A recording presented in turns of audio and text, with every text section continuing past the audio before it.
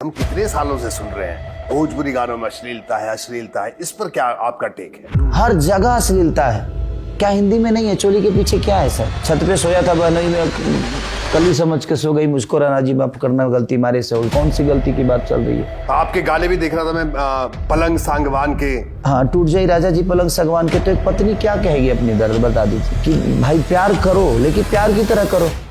जबरदस्ती करोगे टूट जाएगी पलंग। और ये आम के स्वाद। तो वही तो है। कब ठेला पे कोई लड़की आम बेच रही है, हाँ। तो भाई जो पूछने वाला है तो भाव ही पूछेगा ना जी भाई तुम्हारा आम कैसे है। अब हम तो आम की बात कर रहे हैं और दुनिया किसी और आम की बात सोच रही है, तो उसमें हमारी क्या गलती है? पवन सिंह, तो आखिरकार ऐसा क्या हो गया आप दोनों के बीच में कि एकदम तलवारें सी खिंच गई? अच्छी बताइए। अगर वो कह रहे हैं कि आज उनके साथ कभी जीवन में काम नहीं करूंगा, तो आज तक तो चल ही रहा हूँ। उनसे ज्यादा फिल्में की है मैंने, उनसे बाद में आके। दूसरी की जो अब मुझे पहले बात की जाति की, आज भी हम दोनों की जातियां, उनका ठाकुर है, मेरा यादव है। तो उनके लोग लगता है कि खेसारी क्यों बड़ा हो जाए, हमारे लोग को लगता है कि नहीं हमारा बड़ा है। तो वो लड़ते आपस में, फैन लड़ जाते हैं। रवि किशन जी, उनसे बात नहीं, रवि भैया का कोई योगदान मेरे जीवन में नहीं। कभी बात भी नहीं हुई उनसे? होती है, जब भी मिलते हैं बड़े भाई के तौर पे मैं उनका सम्मान हमेशा से करता हूँ। भोजपुरी सिनेमा में भी जातिवाद है? जातिवाद हर दुनिया में है सर। खेसारी लाल यादव अगर इतने बड़े सुपरस्टार हैं, तो सिर्फ अपनी जाति की वजह से नहीं, आपके टैलेंट की वजह से। मैं इस बात को मानता हूँ सर, लेकिन जब लड़ना होता है ना हमारे लिए, हाँ। जब हम मुसीबत में होते हैं ना, तो सबसे पहले खड़ा वो होते हैं। आप लोग इतने बड़े सुपरस्टार बन गए, लोग आपको फॉलो करते हैं, तो अब तो आप इस स्थिति में हैं कि अगर ये जो ट्रेंड चला रहा है इसको तोड़ दिया जाए। सर, जो रास्ते बन चुके हैं उसको तोड़ना इतना आसान नहीं है। एक आपके साथ अभिनेत्री थी, उनके साथ आपका बड़ा विवाद चला, बड़े सुर्खियां बनी, काजल रखवानी उनका नाम था। तब मेरे लिए उस समय वो सही थी, तो आज भी वो सही है। अब उनके लिए मैं कितना सही और कितना गलत, कुछ सवाल के जवाब नहीं होते हैं। खेसारी भाई, आप इतने दिल से बात कर रहे हैं, एक बात और बताइए, ये प्यार हुआ आपको? क्यों नहीं होगा सर? इंसान हूं, किसको नहीं होता है? मैं झूठ नहीं बोलता। ठीक बात है, मैं वही कह रहा हूँ। क्यों नहीं होगा प्यार? किसी को होता है प्यार, एक लगाव होता है, इमोशन होता है। मर्दों को प्यार नहीं होता है, आदत लगती है सर। खेसारी भाई, अभी गोरखपुर महोत्सव में पवन सिंह और रवि किशन जी एक साथ एक मंच पर थे, तो उन्होंने कहा कि कुछ लोग जब बड़े स्टार हो जाते हैं तो शायद टेढ़ा मेढ़ा चलना शुरू कर देते हैं। पहले हाथ से पैर छूते थे, अब घुटनों पर आ गए हैं। अब उनको हो सकता था जी दंडवत करना चाहिए था मुझे। अभी बच्चन साहब के सामने उनको भी दंडवत कर लेना चाहिए, या मोदी जी के सामने ऐसे पड़ जाना चाहिए उनको।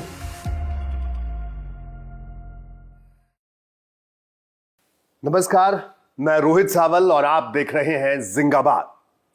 और जिंगाबाद में आज हमारे साथ बातचीत करने के लिए मौजूद हैं भोजपुरी सिनेमा के सुपरस्टार, शानदार गायक और भोजपुरी जो ऑडियंस है उनके दिलों पर राज करने वाले खेसारी लाल यादव। खेसारी जी, आपका स्वागत है जिंगाबाद में। जी प्रणाम। वेलकम।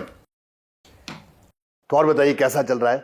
बस आप सबकी दुआएं और मेहनत की बदौलत कुछ करने की क्षमता जो है शुरुआत है, और हर दिन कुछ ना कुछ करना है, तो हर दिन कुछ ना कुछ नया ही होता है जीवन में। क्योंकि आप हर दिन जब करते हैं तो आपके जीवन में हर दिन कुछ ना कुछ नया ही होता है। प्रयास करता हूँ कि कुछ बेहतर करता रहूं, रोज बेहतर करने की कोशिश। हाँ। तो कोशिश कब से चली आ रही है बेहतर करने की?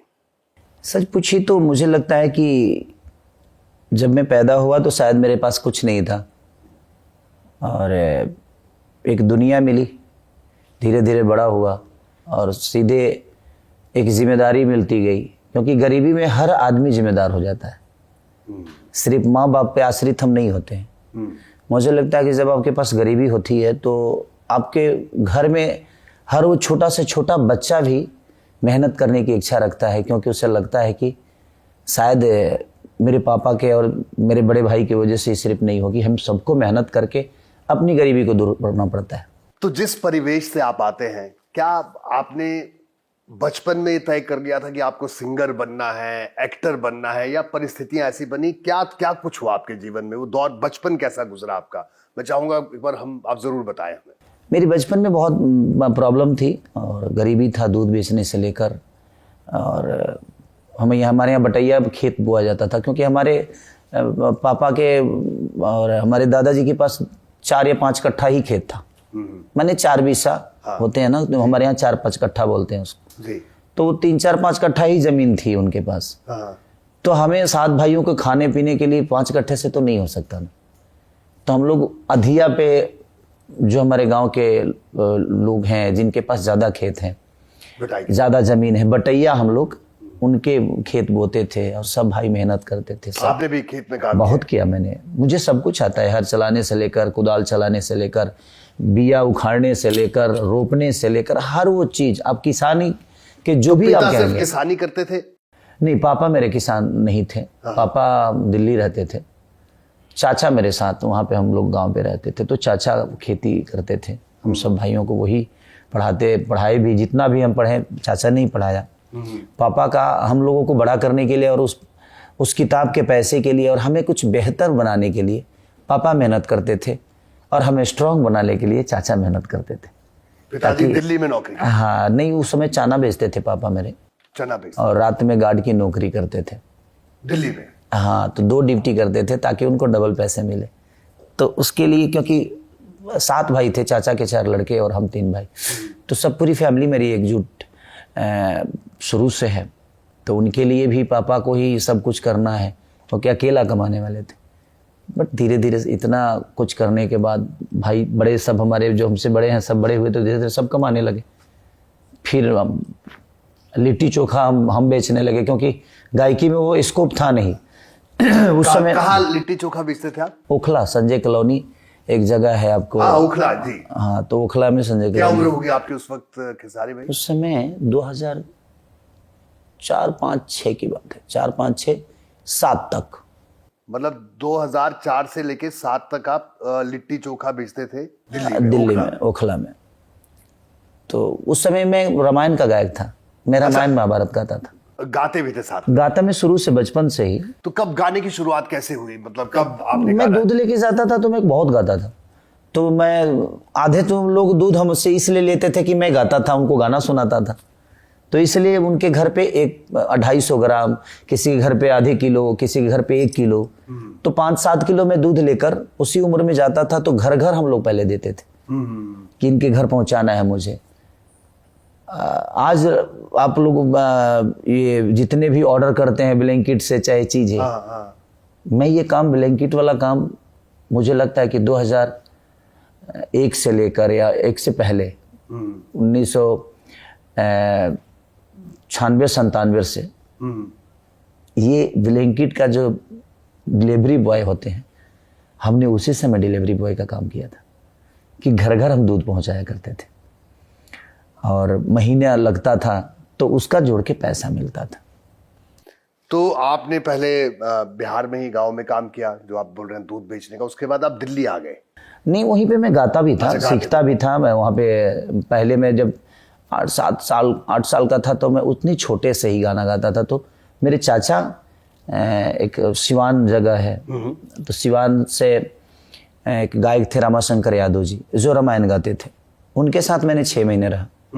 फिर वहाँ प्रॉब्लम आना जाने का हुआ, और सिवान का उस समय माहौल बहुत खराब था, तो उसके वजह से डर भी लगता था सिवान में रहने पे। तो फिर मैं चला आया। तो हमारे यहाँ के बगल के ही एक कमलाकांत मिश्रा जी गायक थे, जो रामायण के गायक आज भी हैं, तो उनके साथ मैं फिर रहने लगा। तो मैं 4-5 साल उन्हीं के साथ रहा। मैंने गायकी, बल्कि रामायण महाभारत सीखा, रामायण के हर वो चीज़ मैंने सीखी, महाभारत, शिव पुराण से लेकर हर चीज़ें, ताकि मैं व्यास बनूं। बट सिचुएशन ऐसी थी कि कार्यक्रम बहुत कम होते थे उस समय। 500, 600, 700 रुपये का कार्यक्रम होते थे। उसमें आदमी तबला वाले को क्या देगा, बैंजू वाले को क्या देगा, तो जो ऊपर से कमाई होती थी उसी में, जो हम गा रहे हैं कोई खुश होकर दे दिया तो वही हमारी बचत होती थी। जो सट्टा होता था उसमें बचत नहीं होती थी। बट धीरे धीरे चीज़ें होती गई, फिर नहीं समझ में आया तो फिर दिल्ली आ गए। फिर गए आपके कापासड़ा बॉर्डर पे, हमारे बड़े भाई रहते थे, वहाँ पे गए। वहाँ पे धागा कटिंग की, वहाँ भी समझ में नहीं आया। तो फिर, क्योंकि जाना कहीं और था, तो समझ में कुछ आ ही नहीं रहा था। अब गायकी के अलावा कुछ समझ में नहीं आ रहा था। बाकी चीज़ें मैंने ट्राई में सब चीज़ें की कि तो कुछ हो जाए। आप लिट्टी चोखा बेचते थे और फिर रात में गाते थे? हाँ, वो होती थी मेरे साथ। तो फिर उसके बाद कुछ नहीं हुआ, तो पापा ने बोला कि भाई अब उसके बाद 2006 में मेरी शादी हो गई। तो 2006 में शादी हुई तो फिर अब एक जिम्मेदारी और बड़ी हो गई। तो गांव के लोगों को जानते हैं कि भाई अब बीवी आ गई तो कमा के इसको कौन खिलाएगा। और 2006 तक आप कितना पैसा कमाते थे खेसारी भाई? वो 400, 500, 600, 700, 800 यही, इससे ज्यादा कुछ नहीं हो ये सकता। गाना और लिट्टी चोखा बेच के सब मिला के? हाँ, मिला के। वो एक दिन की कमाई नहीं होती थी, वो कम से कम एक महीने की कमाई होती थी। वो एक दिन के 400-500 नहीं होते थे। बहुत स्ट्रगल किया है। हाँ, तो वो एक महीने की कमाई होती थी, 400, 500, 800 ना, चाहे कभी कभी 2000 हो जाती थी। तो वो एक महीने की कमाई होती थी। ऐसा नहीं कि एक दिन में हम 500 कमाते थे, ऐसा कभी नहीं हुआ। तो दिल्ली में भी रामायण में गाते थे? हाँ, दिल्ली में भी मैं बहुत गाया हूँ, दुगोला वगैरह हर जगह। कौन सा आपका रामायण में सबसे आपका जो आपको दिल के बड़ा करीब हो? वो दुगोला होता है। हाँ। जैसे संवाद होती है। कुछ सुनाएंगे, कुछ एक संवाद कोई? अब संवाद एक्चुअली जब शुरू होता है ना, कि जैसे हम लोग जब शुरू करते थे, हम राम जन्म जब गाते थे। हाँ। तो श्रृंगी ऋषि वशिष्ठ बोलावा, पुत्र काम शुभ यज्ञ करावा, भक्ति सहित मुनि आउत दिन है, अग्नि प्रगटे अग्नि चारु कर लेने। ये चौपाई है रामायण के अक्सर। तब हम लोग राम जन्म यहाँ से शुरू करते थे, फिर कृष्ण जन्म गाते थे। तो सारी किताब होती थी, आदमी पढ़ता भी था, उसको देखता भी था, उस समय के जो चीजें होती थी। तो आज मुझे 22 साल हो गया उसको छोड़े हुए। तो बहुत कुछ याद है, बहुत कुछ भूल भी गया हूं मैं, बट हाँ उतना जानता हूं कि राम क्या है, कृष्ण क्या है, शिव क्या है, सरस्वती क्या है, क्योंकि हमने गाया है तो हमें वो पता है। बट धीरे धीरे वो चीज़ें हुई। उसी लिट्टी चोखा से 2 पैसे कमा के फिर मैं पैसे लगाकर कैसेट गाया, कैसेट फ्लॉप हो गया, फिर दोबारा लगा के गाया, फिर फ्लॉप हो गया, फिर तीसरा कैसेट थोड़ा बहुत चला। उसके बाद कंपनी प्रोजेक्ट होने लगे, कंपनी खुद ही कराने लगी, पैसा मेरा नहीं लगता। तो पहली कैसेट आपकी कब आई? 2005 में, 5 के 6 के शुरुआत में शायद। तो उसके पैसे आपके, मैं पढ़ रहा था कि आपके पिताजी ने उसके पैसे दिए? हाँ, पापा ने दिया था। कितना पैसा? वो समय 11,000 रुपये पापा दिए थे। और बाकी आपके पास कुछ था? नहीं, मेरे पास नहीं। हम लोग कमा के एक पैसे अपने पास नहीं, हम तो उस समय भी पापा से ही पैसे मांग के। तो 11,000 रुपए लगाया और कैसेट फ्लॉप हो गया। फिर मन टूटा? समय आड़ी होता ना, टूटेगा ना सर। 11,000 रुपये की रकम बहुत होती है उस समय। 2005-6 में हमारे लिए 11,000 रुपया वो 11 लाख के बराबर था। तो फिर उसके बाद दूसरी फिर कैसेट मैंने शादी के बाद फिर मैंने दूसरी भी गाई। तो उस समय थोड़ा प्रोग्राम चलने लगा, तो मैं करीब महीने का 4,000 रुपये कमा लेता था। अच्छा। उस समय जी। तो उसी से थोड़ा बहुत पापा को 3,000 रुपये देना होता था। हाँ। और 1,000 रुपये अपने खर्चे के लिए, उसी में से अपने पेट को काट के 5 किलोमीटर 5 रुपये लगा के, नहीं बल्कि पैदल जाना है ताकि वो बच जाए। ऐसे करते करते फिर मैंने दूसरी कैसेट गाई, वो भी फ्लॉप हो गई। फिर तीसरी भी लगाई, तीसरी गाई, तब जाके थोड़ा सा चीज़ें बड़ा हुआ, धीरे धीरे चीज़ें फिर जाके शुरुआत होने लगी। फिर मेरी बेटी हुई 2008-9 में, और फिर एक कैसेट गाई मैंने, चुसता देवरा। वो देवर और भाभी के ऊपर कुछ गाने थे और मैं लड़की बना, और वो गाने मैंने गाया और खुद ही परफॉर्म किया, और वो रातों रात बहुत बड़ा हिट हो गया गाना, और इतना बड़ा कि सोच नहीं सकता मैं। उसके बाद मैं आज तक पीछे मुड़ के नहीं देखा। तो जब आप लड़की बनकर जब आपने ये एक्टिंग की शुरुआत की, तो आपको लगता था, क्योंकि कहते ना कि स्टीरियोटाइप्ड हो जाते हो आप, तो आपको लग रहा था कि आप इस इमेज से भी बाहर निकल आएंगे? किसी ने कहा सच पूछिए तो मैंने क्या बोला? गरीबी में ना चुनाव नहीं होता, चाहे वो खाने को हो या पहनने को हो या कहीं जाने को। हमारे पास चॉइस नहीं होती। हमें मिल रहा है कुछ, उस पे काम करते हैं। पेट भर रहा है ना, क्योंकि भूख लगी है, और भूख में ना इंसान जहर भी नहीं देखता है, उसको भी अपना भोजन ही समझ लेता है। और हम ऐसे ऐसे चीज़ भी किए हैं कि हमें जहर भी लगता था कि नहीं, 2-2, 3-3 दिन के बासी भात हम खाएं, नहीं खाया जाता था। अगर बासी हो गया तो उसको सुखा के उसका भूजा खाएं हम, क्योंकि वो अन्न हमारे पास था नहीं, तो वो नुकसान ना हो, कम से कम उससे भी अपना पेट भर ले। तो चीज़ें बहुत हुई है, और मैं बहुत सारे प्लेटफॉर्म पर, मुझे लगता है ये चीज़ें मेरी पूरी दुनिया जानती है। इसीलिए मैं बहुत अपने आप को बांध के रखता हूँ कि नहीं यार, दुनिया ने मेरी इज्जत नहीं की थी उस समय, इसीलिए मैं आज दुनिया की इज्जत। आप मनोज तिवारी के घर पे भी रहे थे? मनोज तिवारी? हाँ, मनोज भैया के घर पे मैं करीब 3 महीना या 4 महीना रहा हूँ। दिल्ली में? नहीं, मुंबई में। अच्छा, मुंबई में। स्टार बनने के बाद की बात है। स्टार बनने के बाद? स्टार बनने के बाद की। तो वो कैसे उनके घर पे? वहाँ पे एक मेरे बड़े भाई आज भी हैं, वो मैं कहीं पढ़ रहा था या आपका सुन रहा था कि आप छुप के रहे थे वहां, कुछ ऐसा कुछ था क्या? हाँ, क्या था किस्सा ये? एक्चुअली देखिए, मनोज भैया बहुत बड़े स्टार उस समय के मैंने बिगेस्ट स्टार थे वो जी। और मैं कैसेट गाने वाला, एक एल्बम गाने वाला लड़का था। लेकिन मेरी कैसेट लगातार मनोज भैया को भी पता था कि एक लड़का है जो बिहार में सबसे सुपरस्टार बन चुका है और गा रहा है, बहुत बड़ा सिंगर हो गया है। तो हर आदमी अपनी कंपटीटर पैदा करना नहीं चाहता सर। हर आदमी की नियत में नहीं है आपको बढ़ते हुए देखना। अब उनके नियत में क्या है ये मुझे पता नहीं था, लेकिन मेरे मानसिकता में ये चीज थी कि शायद उनको बुरा लग जाएगा। तो उनके साथ रहने वाले 2 लोग थे, प्रमोद पांडे आज भी उनके साथ हैं मनोज भैया के साथ, वो थे, और विकास सिंह वीरप्पन आज भी उनके साथ हैं मनोज भैया के साथ। तो इन लोगों से मेरा परिचित था, तो इनसे मेरा परिचय था, तो मेरा रहने का कोई जगह था नहीं। तो फिर वो लोग मुझे छुपा के रखते थे, क्योंकि मनोज भैया उस समय दिल्ली आना जाना उनका शुरू हो गया था। ये 2009-10 की बात है जी। तो उस समय दिल्ली आना जाना शुरू हो गया था, तो वो थोड़ा राजनीतिक में सक्रिय हो गए थे। तो कम आना जाना होता था, तो जब वो आते थे तो मुझे छुपना पड़ता था। अच्छा। कि उनको पता ना चल जाए कि और कोई रहता है, क्योंकि वहां पे भाई वही लोग केयर टेकर वही लोग थे जो दोनों मुझे मानते थे, प्यार करते थे। फिर मनोज भाई फाइनली एक दिन पता चली गया कि मैं यहाँ पे रहा हूँ, तब तक मैं अपना वहां पे डेरा ले चुका था। मुंबई मुझे पता नहीं थी, नई शहर थी। मैं सिंगर था, स्टार बनना अलग विषय है, लेकिन कोई ज़रूरी नहीं कि आप अगर स्टार है, चाहे कोई सी बड़े पद पे है, तो हर भाषा को जानकारी है आपकी, या हर सिचुएशन या हर जगह आपको पता है। तो वहाँ के लिए मैं बिल्कुल नया था, वहाँ के लोगों के लिए नया था, तो उन्होंने उस समय मेरा बहुत साथ दिया था उन्होंने। गुड्डू रंगीला जो कि 90 के दशक में बिहार में बड़े फेमस थे, बहुत फेमस गायक थे, उनके घर पे भी आप रहे? हाँ, उनके घर पे रहा हूँ मैं। वो कब रहे?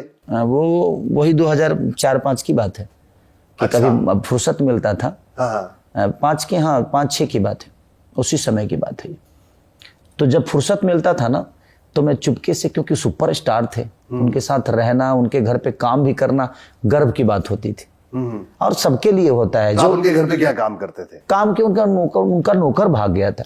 हाँ। तो वो जानते थे कि मैं गायक हूँ, क्योंकि अच्छा। हमारे गुरुजी और वो दोनों गुरु भाई हैं, वो एक ही गुरु के शिष्य दोनों हैं। तो उससे एक लगाव भी था। कमला बाबा और गुड्डू रंगीला जी दोनों मैंने गुरु भाई हैं, दोनों एक ही गुरु के शिष्य हैं। तो उसके वजह से एक सॉफ्ट कॉर्नर भी था कि चलो हमारे गुरु भाई का शिष्य है ये। तो उसके हिसाब से भी मैं तो उनका नौकर बन गया था। तो उन्होंने पूछा था मैं जब गया था कि रोटी बनाते हो? बोला कि हाँ बना लेते हैं भैया। तो देखना बाबू चला गया है, वो उसके घर पे कुछ था, मुझे रोटी खाना होता है तो बहुत प्रॉब्लम होती है, और मैं नया लोगों को रख नहीं सकता। तो बोला ठीक है मैं रह जाता हूँ। तो मैं एज ए समझिए कि एक छोटे भाई के तौर पे, उसको हम नौकर नहीं कह सकते, एक छोटे भाई के तौर पे। हाँ, तो मुझे लगता है खाना आजकल भी बनाते हैं, अब तो आप इतने बड़े स्टार हो गए। अब वक्त नहीं है सर, बनाने तो आता है, मन करता है। क्या क्या बनाने आता है? सब कुछ? मैं सब कुछ बना लेता हूँ, सब कुछ बना लेता हूँ जो हमें उस समय मिलते थे बनाने के लिए, वही चीजें, दाल चावल सब्जी। अभी नहीं कि अब कोई बर्गर पिज्जा कह दे तो सॉरी, मैं तो पता भी नहीं को बनता। आज भी आपके खाने में सबसे फेवरेट चीज क्या है आपकी? मैं सादा सिंपल खाना बहुत खाता हूँ, चिकन मटन से भी बहुत दूर दूर तक अब रिश्ता नहीं है। वो अच्छा भी नहीं लगता मुझे, पहले जैसा नहीं कि मुझे खाने का मन करता, अब नहीं, मन ही नहीं करता है। तो मैं सादा खाना ज़्यादा कोशिश करता हूँ, और मैं घर का खाना ज़्यादा खाता हूँ, मैं बाहर की कुछ भी नहीं खाता। अच्छा। मैं 24 घंटा भूखा रह जाऊंगा, अगर आपके घर पे खाना होगा तो ही आऊंगा खाने, और नहीं तो रास्ते में कहीं कुछ लेके नहीं खाता। अब ये बताइए, अभी आपने गुड्डू रंगीला जी के बारे में बात की कि उनके घर भी आप रहे, बतौर छोटे भाई की तरह रहे, मतलब आपने बताया, लेकिन उनके बारे में जो ये भी है कि जो भोजपुरी गानों में जो अश्लीलता है, कि उन्होंने बड़े अश्लील गाने भी लिखे, ऐसा भी कहा जाता है। ये जो और ये जो चलन है, हम कितने सालों से सुन रहे हैं, भोजपुरी गानों में अश्लीलता है, अश्लीलता है, इस पर क्या आपका टेक है? देखिए सच पूछिए ना तो कुछ चीजें चुपचाप हमने वो कहावत कहल जाला। हाँ। कि सच बात झूठ हो जाला, सच बात झूठ हो जाला चुपचाप के रहला से, और झूठ बात सच हो जाला बार बार के कहला से। कहाँ अश्लीलता नहीं है? कोई मुझे बता दे कि अश्लील कौन नहीं है और कहाँ नहीं है। जहां पुरुष है वहां औरत है, जहां संत है वहां चोर भी है, जहां मंदिर है उसके बगल में मटन भी कट जाता है, जहां दवा की दुकान है वहां दारू की भी दुकान है सर। तो सर झूठ और सच अगर झूठ नहीं होता तो सच हम जान ही नहीं पाते कि सच होता क्या है। तो सही भी तो गाने होते हैं ना। हमारे कहने का मतलब मानसिकता, और आपको पता है कि एज ए कलाकार हमारी रिस्पॉन्सिबिलिटी है कि हमें बेहतर करना है, बट हम प्रयास कर रहे हैं, करते हैं, और हर आदमी कर रहा है। नहीं, लेकिन तो जब आप... नए लड़के आते हैं, हाँ। जब नए लड़के, क्योंकि हम भी आए थे, हाँ।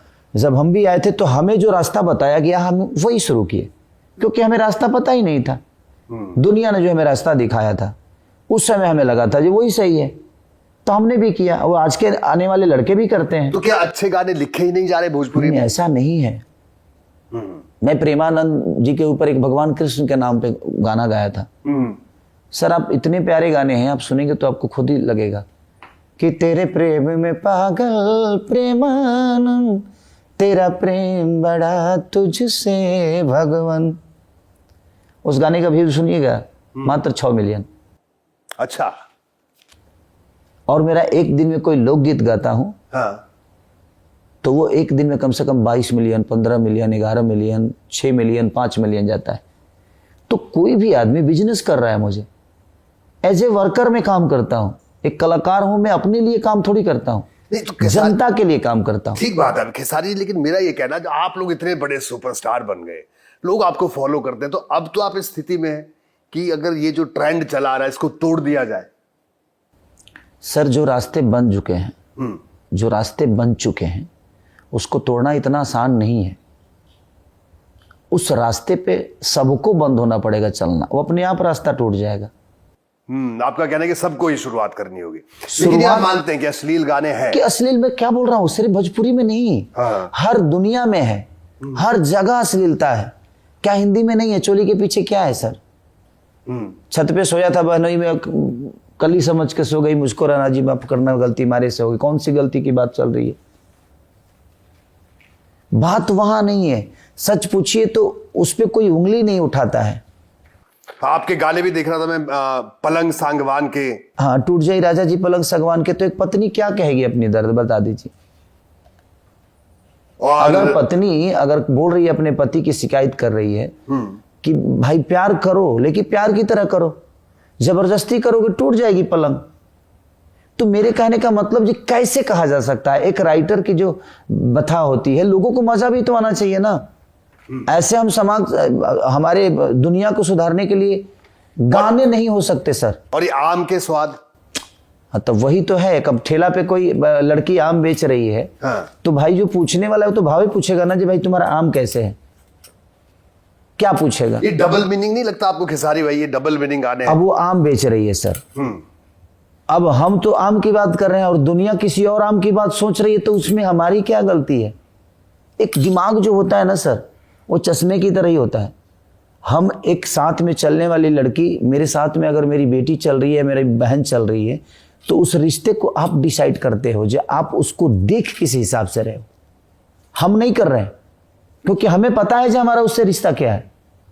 लेकिन आप बाहर बैठ के ना उस चीज को डिसाइड कर लेते हो क्या क्या लेके जा रहा है। ये दुनिया की दस्तूर है सर।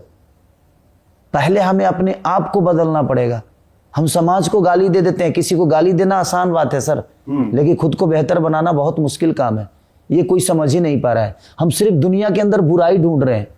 हम जिस दिन अच्छा बन जाएंगे भाई, दुनिया में हम भी हैं, दुनिया अपने आप अच्छी हो जाएगी। हम तो खुद बनना नहीं है। सबको भगत सिंह चाहिए, लेकिन अपने घर में नहीं, पड़ोसी के घर में। क्यों? नहीं, वैसे तो एक गाना मुझे बड़ा, आपने सानिया मिर्जा को भी जो आपने गाना सुनाया था, मैं क्या बोला कि वो सच में एंटरटेनिंग था। नथिया वाली सानिया दूल्हा खोजली पाकिस्तानी। हाँ। वो एक इंसान का दर्द हो सकता है। तो जब सानिया मिर्जा को आपने सुनाया तो उन्होंने क्या कहा? उन लोगों ने बोला कि यार बहुत अच्छा है, आप लोग की तरफ हमारे नाम से गाने चलते हैं और मुझे अच्छा लगता है, मुझे बुरा नहीं लगता। आप देखिएगा, मैं यारों सानिया ने एग्जैक्ट क्या कहा? बिल्कुल, हाँ बिल्कुल, उन्होंने बुरा नहीं बोला था। हाँ। समझिए मैंने क्या बोला आपसे। क्या बोल क्या थे उसके, थोड़ा सा आप बहुत कुंवारे हिंदुस्तानी क्रिकेटर, सचिन तेंदुलकर धोनी से के बेटर, पठान सलमान संग कैलू बेमानी, नथिया वाली सानिया दुल्हा खोजलू पाकिस्तानी। यही गाना था जी। अच्छा, जब ये हमारी बात हो रही है भोजपुरी फिल्म इंडस्ट्री के बारे में, गानों के बारे में, थोड़ा सा और आगे बढ़ते हैं इसी में ही। बार बार ये कहा जाता है कि भोजपुरी फिल्मों में जो महिला है, उसको ऑब्जेक्टिफाई किया जाता है। एग्जिट 5 मतलब महिलाओं को इस तरह से चित्रित किया जाता है, जिस तरह से चित्रित किया जाता है भोजपुरी फिल्मों में, कि वो गलत तरीका है, ऐसा कहा जाता है। इस पर आपकी क्या राय है कि गलत तरीके से महिलाओं को दिखाया जाता है भोजपुरी फिल्मों में? सर एक आपको आजकल वेब सीरीज देख रहे हैं आप? जी जी जी। कौन से वेब सीरीज ऐसा है, आप आश्रम देखे हैं?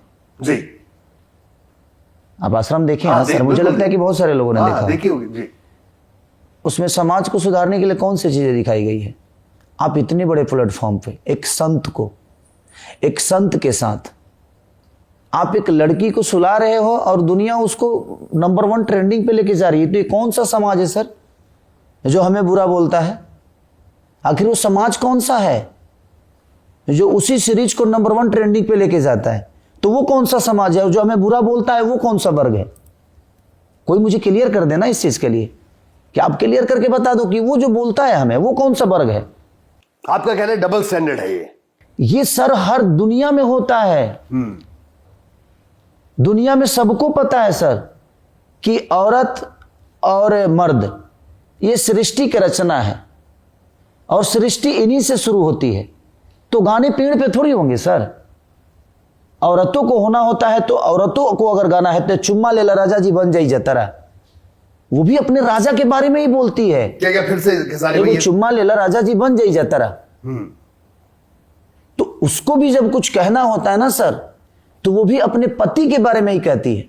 वो भी एक मर्द के बारे में ही बात करती है। और हमें जब बात करनी होती है तो हम भी एक औरत के बारे में बात करते हैं, क्योंकि यही दो चीजें हैं कि एक औरत के बारे में अगर हम बोल रहे हैं तो औरत उसको समझ सकती है ये क्या बोल रहा है। एक मर्द के बारे में अगर वो बोल सकती है तो उस विधि को हम समझ रहे हैं जो औरत क्या बोल रही है।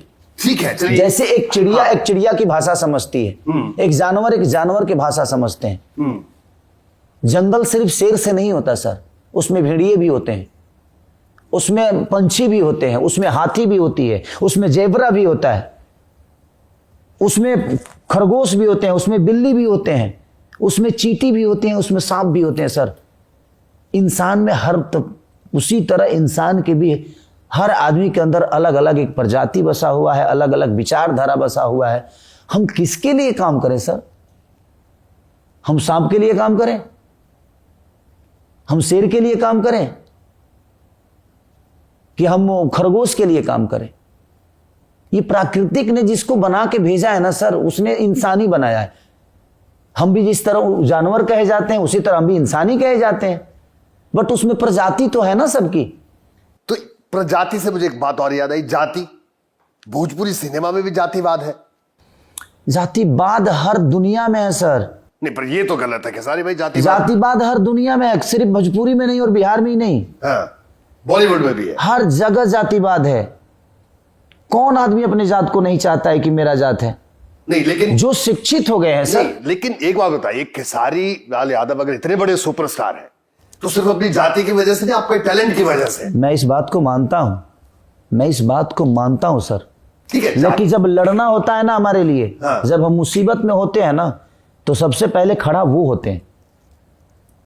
तो आपका कहना है कि जातिवाद ठीक है? नहीं, बात तो नहीं है। फैमिली मेंबर हो गए, वो एक फैमिली मेंबर की तरह हो गए कि नहीं, वो बेचारे लड़ जाते हैं आपके लिए कर जाते हैं। मैं ये नहीं कह रहा हूं, मैं बिल्कुल भी हमेशा इसके खिलाफ हूं कि एक कलाकार की और एक समाज की जो आईना है उसके लिए जातिवाद मायने नहीं रखता है। उसके जातिवाद पे बात नहीं करना चाहिए। लेकिन आपके लिए लड़ता है। आप, मेरे कहने का मतलब कि आप ही के इतने लोग हैं, 10 लोगों की टीम है जी, आप इनको जानते हैं, इसमें से कोई आपका अपना नहीं है। लेकिन जो आपके लिए लड़ता है उसके लिए लड़ेंगे ना सर। हाँ, लेकिन उनकी बात तो करेंगे ना। खेसारी भाई मेरी टीम है, हम ये कहते हैं हमारी टीम। उनकी बात करेंगे तो कि नहीं करेंगे? खेसारी लाल यादव की तो टीम पूरा बिहार है, पूरा पूर्वांचल। मैं वही कह रहा हूं। मैं आप उस जगह पे उसको रखिएगा ना तो वो सही है। वो अपनी जगह पे सही है, वो अपनी जगह पे गलत है। और जहां तक जातिवाद की बात है, ये शुरुआत पहले से ही है सर, पहले से, आज से शुरुआत नहीं है। हर आदमी अपनी चीजों को बड़ा चाहता है। इसको कैसे निकालिएगा? हम पैदा हुए तो हम यादव हो गए, हम पैदा इंसान ही हुए, आप पैदा होंगे तो इंसान ही पैदा हुए कुछ और। तो हमें शुरू से हमारे कान में चीजें डाली गई है सर, हम बचपन से वो चीजें पढ़े हैं, इतना जल्दी कैसे हट जाएं उससे? हम नहीं हट पाएंगे। तो अपने बच्चों को तो आप हटाएंगे? बिल्कुल, हमारे बच्चे तो हमारी बात कर तो टाइटल भी नहीं लगाते वो। बच्चे, आज के बच्चे टाइटल कहां लगाते, चाहे वो किसी भी जाति के हो।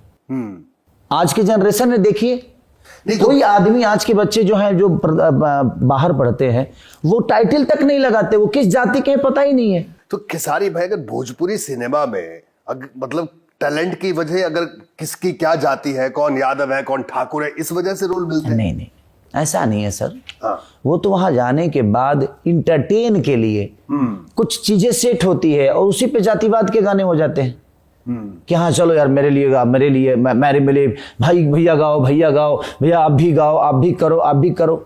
तो एक जो फैन बेस है ना, उसके तरफ से इतना रिक्वायरमेंट आ जाता है कि चलो यार इनको खुश कर देते हैं।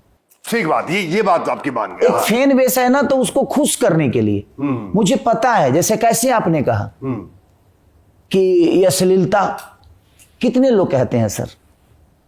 मैं जो भजन की बातें की कि तेरे प्रेम में पागल प्रेमानंद, तेरा प्रेम बड़ा तुझसे भगवान, कितने, अगर पूरी दुनिया सही है सर, तो इस गाने को अब तक 500 मिलियन होना चाहिए ना। बिल्कुल। तो आपका कहना है कि प्रेमानंद जी पर जो आपने गाना गाया, उसको कितना मिलियन गया? वो मात्र 6 मिलियन है सर, और आज 8 महीने हो गए। और बाकी गाने जो आपके जाते हैं? बाकी गाने सर एक दिन में 6 मिलियन हो जाता है। 6 महीने में 5 मिलियन, और बाकी गाने एक दिन में 6 मिलियन। तो मैं कैसे मानूं कि कौन से वर्ग के लिए मैं गाऊं? आप मुझे बता दो। मुझे यहां पे, मैं लोगों को बहुत मदद करता हूं भाई, मुझे भी अपने खर्चे हैं, मुझे घर चलाने हैं, मुझे लोगों को भी देखना है, शादियां कराता हूं, लड़कों को पढ़ाता हूं, दान करता हूं। तो मैं कमाऊंगा नहीं तो मैं लोगों का हेल्प कैसे करूंगा, मदद कैसे करूंगा? और जब लोगों के गाने नहीं चलेंगे तो कोई मुझे पैसा क्यों देगा सर? एक बिजनेस की थ्योरी। अच्छा बताइए, दारू बुरा है ना सर? बिल्कुल। तो फिर क्यों फैक्ट्रियां बनाती है? आधे से ज्यादा तो सरकार के लोग उस दारू को बेच रहे हैं, सरकार के लोग ही ठेका चलाते हैं। तो समाज सेवक है ना सर, तो उनको समाज में बुरी चीज नहीं बेचनी चाहिए ना सर? क्यों बेचते हैं लोग? सिर्फ इस, आपको मैंने क्या बोला कि बुरा अगर किसी को बनाना हो ना सर, तो आदमी 5 मिनट में बुरा बना सकता है, लेकिन अगर आपके बारे में 5 शब्द अच्छा बोलना हो ना, तो आपको 10 बार सोचना पड़ेगा क्या बोलो यार इसके बारे में। तो बुरा बोलना, अगर किसी को गाली देनी हो ना, तो एक सांस में मैं 1000 गालियां दे सकता हूं, और आप भी दे सकते हो। बट अगर 5 शब्द अच्छे बोलने हो ना, तो सर उसके लिए सोचना पड़ता है कि क्या बोलूं मैं, क्योंकि वो अच्छे हैं और उसको सुनने वाले कम है। आज आप जितने भी वेब सीरीज में जाइए, या आप जितने भी फिल्में हो रही हैं, आजकल खुलेआम गालियां दी जा रही है सर, खुलेआम गालियां दी जा रही है। उस पे कोई सवाल क्यों नहीं? वो समाज में नहीं चल रहा है, तो उसको देखने वाले कौन लोग हैं?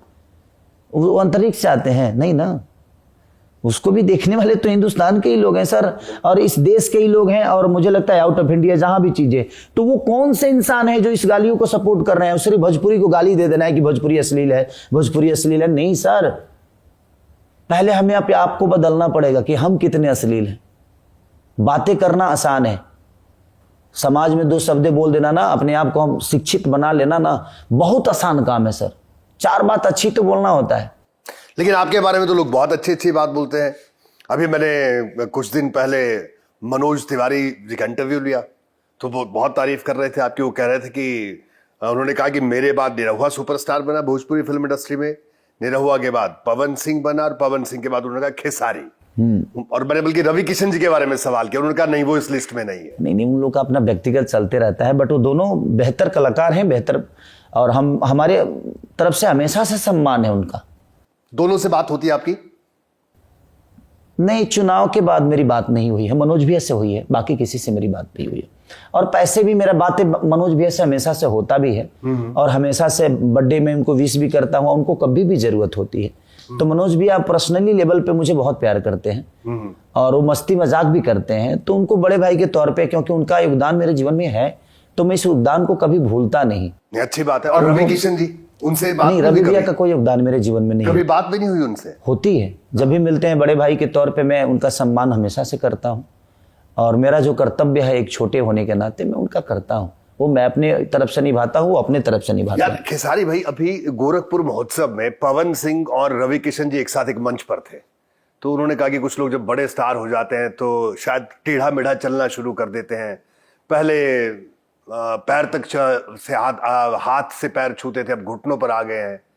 ये आपके बारे में उन्होंने बात कही थी, रवि किशन जी ने। देखिए, अब उनके बारे में क्या बोलूं मैं इस विषय पे। एक बड़े भाई है, अब वो द्वेष में आकर क्या बोल गए नहीं पता, बट मुझे लगता है ना कि दुनिया का हर वो आदमी किसी बेहतर संत के पास जाइएगा ना तो सर आपको चरण भी नहीं छूने देता।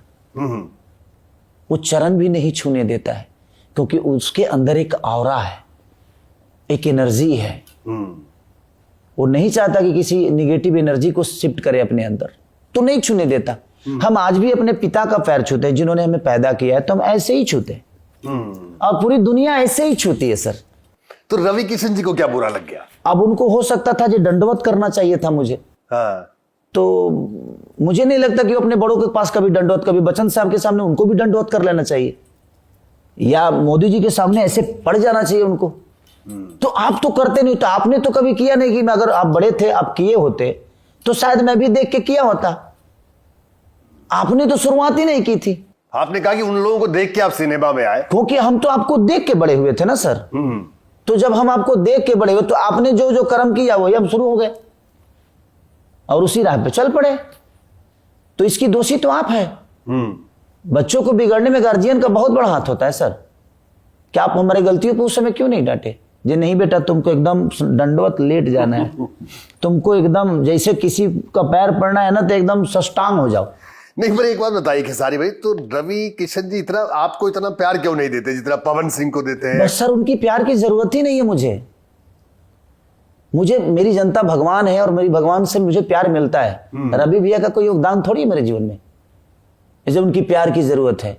मुझे प्यार करने वाले इतनी सारी जनता भगवान की, एकदम मैं ऐसा उनके दिल में बसता हूं। मेरे माँ बाप है मुझे प्यार करते हैं, मेरे बच्चे हैं मुझे प्यार करते हैं, मेरी वाइफ है मुझे प्यार करती है, और बहुत सारे लोग हैं ऐसे जो मुझे बहुत प्यार करते हैं। अब उन प्यार करते हैं कि नहीं करते हैं, अब उनके प्यार के लिए मैं उनके पीछे थोड़ी भागूंगा सर। मेरे अपने काम है और मेरे काम से मुझे जाना जाता है। ये नहीं कि मैं कैसे रवि भैया मुझे प्यार करते हैं इससे मुझे दुनिया जानती है, नहीं।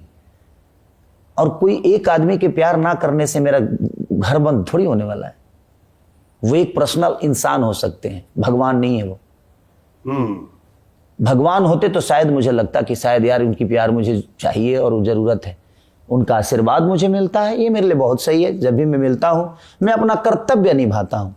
एक बड़े और छोटे का जो कर्तव्य होता है, हमारे संस्कार में कहा गया है, मैं जैसे दुनिया का पैर छूता हूं, जो मेरे बड़े हैं, चाहे जैसे मनोज भैया का छूता हूं तैसे उनका भी छूता हूं, क्योंकि उन्होंने भी ऐसे ही छुआ है अपने बड़ों का।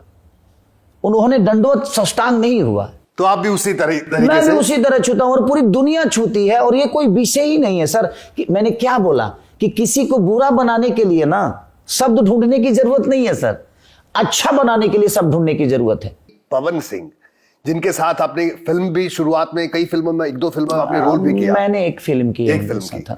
तो आखिरकार ऐसा क्या हो गया आप दोनों के बीच में कि एकदम तलवारें सी खिंच गई? बात वहां है ही नहीं, मेरी कोई तलवार उनसे नहीं खींची है और ना ही कभी भविष्य में खींचेगी। मेरे कहने का मतलब कि जब आप सच बोलिएगा ना सर, तो सच बात सबको अच्छी नहीं लगती। सच बात हमेशा कड़वी ही होती है। नीम का पत्ता कड़वा होता है लेकिन आपके शरीर के लिए सही होता है, लेकिन उसको पीना कोई नहीं चाहता। तो ऐसा कौन सा नीम का पत्ता आपने दे दिया पवन सिंह को? मैंने क्या बोला, मैं एक उदाहरण दिया कि नीम का पत्ता कड़वा होता है। तो आप जब सच बोलोगे ना तो आप प्रॉब्लम में फंसोगे। और मैं हमेशा सच बोलता हूं। मैं उनका चमचा थोड़ी हूं, जब उनके बातों में, उनके गलत में भी हाँ बोलूं, सही में भी हाँ बोलूं। तो शुरुआत में तो दोस्ती थी जिंदगी में। होता क्या है ना सर, एक राजा और एक स्टार एक ही तरह होते हैं। हमें पता ही नहीं चलता कि हमारा साम्राज्य कब गिर गया, क्योंकि हमारे लोग उस हकीकत से कभी मिलने नहीं देते। बहुत बड़ी बात है। और जब हकीकत से परिचय होता है ना, तब तक हम खत्म हो चुके होते हैं। तो राजा को हमेशा प्रजा की देखनी चाहिए जो प्रजा अपने जीवन को कैसे चला रही है। नहीं ठीक है, मैं वो उसी तरह के स्टार की जिंदगी मैं वो होती है। किस्सा आपसे जरूर सुनना चाहूंगा खेसारी भाई, क्या हुआ ऐसे आप दोनों के बीच में कि मतलब बातचीत भी नहीं बल्कि एक इंटरव्यू में पवन सिंह ने कहा कि नहीं वो आपके साथ तो कभी काम भी नहीं करना चाहते। मैं अभी रिसर्च कर रहा जब आप से बात करने से पहले। कोई बात नहीं, आज तक नहीं किया तो चल ही रहा हूं ना। पर हुआ कैसे, ये विवाद कैसे हुआ जब ऐसे अच्छी खासी बताइए, दोस्ती? अगर वो कह रहे हैं कि आज उनके साथ कभी जीवन में काम नहीं करूंगा तो आज तक तो चल ही रहा हूं। उनसे ज्यादा फिल्में की है मैंने, उनसे बाद में आके। आप उनका फिल्म गिनवा लीजिएगा कभी आएंगे तो, और मेरा गिनवा लीजिएगा। शायद 100+ मैंने की होगी सिनेमा, या 100 हो गई होगी। और मेरे से 5 साल पहले वो आए थे इंडस्ट्री में। बट मैंने काम बहुत की सर, मैं मजदूर की तरह काम किया। आज भी एक मजदूर की तरह काम करता हूं, क्योंकि मुझे लगता है कि ये मेरा काम नहीं, मेरा कर्तव्य है। मुझे इस काम के लिए मैं दर दर भटका हूं, और आज ये मेरे पास है तो मुझे लगता है कि ये मेरे लिए सबसे खास है। अच्छा एक बात बताइए, आपने जो अभी तक आपने बड़ी अच्छी अच्छी आपने बातें भी कही, मैं कहूँगा सच में बड़ी इंटेलेक्चुअल बातें भी आपने कुछ कही। आपने कहा कि बिल्कुल सब जो इंडस्ट्री के पहले लोग रहे, जो सीनियर थे, हम सीनियर से ही सीखते हैं। हाँ। तो मैं एक एक करके आपसे पूछूंगा, आपने मनोज तिवारी जी से क्या सीखा? सच पूछिए तो हम देखते थे उनको, सीखने का कभी मौका ना उनसे मिला। हाँ, मतलब देख के ही आपने कई चीजें अडेप्ट की होंगी, ऐसा मान देख के, ठीक है। देख के। और जैसे हम राम को देख के मानते हैं, वैसे ठीक है। वैसे ही रवि किशन जी से वही सेम, उनसे भी सीखा? नहीं वही सेम ही स्थिति। सेम स्थिति। आप सीखता तो उससे है आदमी जिसके साथ रहता है सर। हाँ हाँ हाँ। अच्छा, तो ये उसके गुण को सीखना, उसके आदतों को सीखना। अब ये बताइए कि फिल्म में आप क्या सीखिएगा सर, वहां तो स्क्रिप्टेड सब चीज होती है। तो जो डायरेक्टर लिखा होगा तो सोच डायरेक्टर की है, इनकी अपनी कौन सी सोच है? जो मैं फिल्म में करता हूं वो मेरी सोच है। एक हम फॉलो करते हैं कि अपने से सीनियर लोगों को ना फॉलो करते हैं, हम फॉलो कर सकते हैं, उनके लाइफ स्टाइल फॉलो कर सकते हैं। हाँ। लेकिन मुझे लगता है कि मैंने किसी के ना लाइफ स्टाइल को फॉलो किया, ना ही किसी के स्टारडम को किया, किसी की गायन शैली और को ना ही follow करते हैं। गायकी को फॉलो किया। अच्छा मैंने पूछ लिए 2 लोग। और पवन सिंह? कुछ नहीं, क्योंकि वो भी आपसे पहले इंडस्ट्री सर में। उनको क्या फॉलो करेगा कोई आदमी? मैं अपने जीवन अपने हिसाब से, उनकी गायकी अलग है, मेरी गायकी अलग है, मेरी एक्टिंग अलग है, उनकी एक्टिंग अलग आपको है। गाने पसंद है उनके वैसे, पवन सिंह के? बिल्कुल। कौन सा गाना आपको सबसे अच्छा लगता है उनका? सब गाने उनके अच्छे लगते हैं मुझे। ऐसा नहीं है कि वो गायक बुरे हैं, मुझे उनके गाने अच्छे लगते हैं। और जो हकीकत है वो हकीकत, सच बोलने में मुझे क्या दिक्कत है? जो सही है उसको सही बोलने में मुझे हिचकिचाहट नहीं है सर। मैं सच बोलता हूं, इसीलिए मैं फंसता नहीं। आप उस समय से जितने खेसारी भाई देखिए, आपको नहीं बताना क्योंकि देखिए हम बात करने बैठे हैं, बार बार आपसे एक सवाल पूछ रहा हूं क्या? कि आप दोनों के बीच में ऐसा क्या हो गया कि एकदम बातचीत वाली स्थिति भी नहीं? क्योंकि दोनों आप इस दौर के भोजपुरी के बड़े चेहरे हैं दोनों, आप भी और पवन सिंह भी। देखिए हुआ क्या कि मैं एक गरीब परिवार से आता हूं, समझ गए? दूसरे की जो अब मैंने पहले बात की जाति की, तो हम बड़े हो गए, बट वहां की जो मानसिकता है ना सर, आज भी हम दोनों की जातियां, उनका ठाकुर है, मेरा यादव है, तो ये 2 जातों की हमेशा लड़ाइयां अक्सर गांव में हुई है।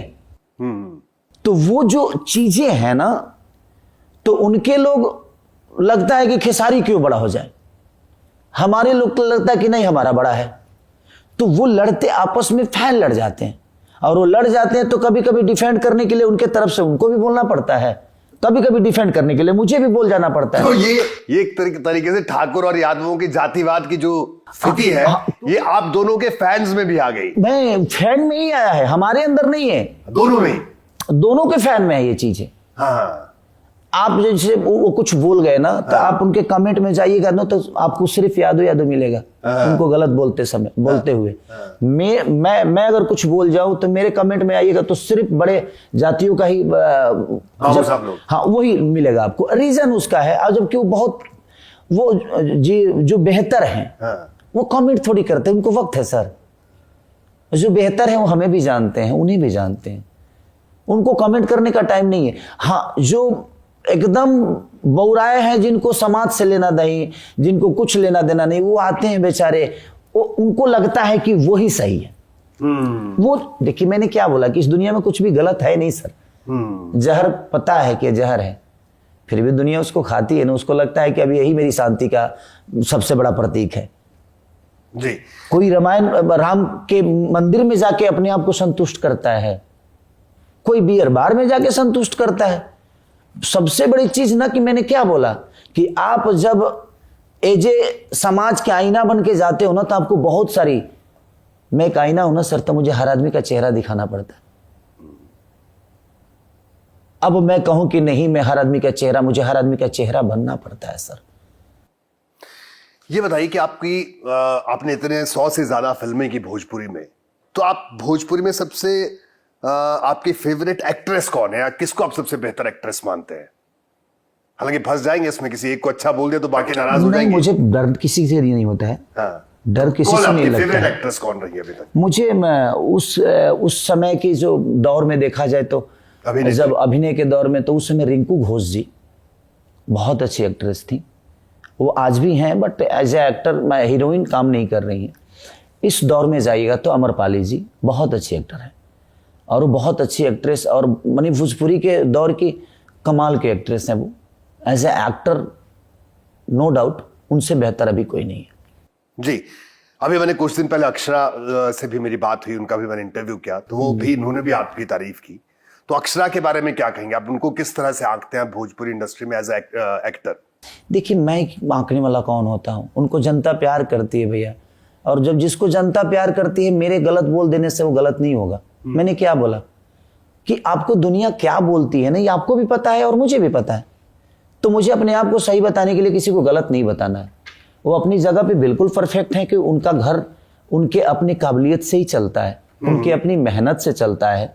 तो मैं टिप्पणी करने वाला कौन होता हूं कि नहीं वो ये ऐसे करती है, वो ऐसे करती है। वो उनको अच्छा लग रहा है, वो कर रही हैं, उनको जो बेहतर लग रहा है, क्योंकि उनके अपने सोच से ही उनका घर चल रहा है। उनके अपने सोच से, अपने काबिलियत से ही उनको अपना काम मिल रहा है, लोगों का प्यार मिल रहा है। तो मैं सलाह देने वाला कौन होता हूं कि नहीं उनको ऐसा करना चाहिए, उनको ऐसा करना चाहिए? नहीं, सॉरी, वो अपनी जगह पे बिल्कुल सही है, और वो मेरे मित्र रह चुकी हैं, हम लोग बहुत काम भी किए हैं उनके साथ जी। तो जब उस समय सही थी तो आज गलत नहीं है। वो हमेशा सही है, जो सही है वो सही है। जब उस समय सही थी तो आज गलत कैसे होगा ये?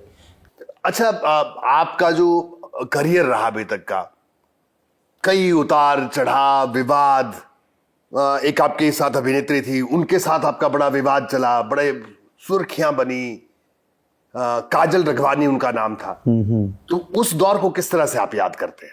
सर एक बात बताएं, मैं जीवन में जब प्रॉब्लम में आता हूं तो खुश होता हूं।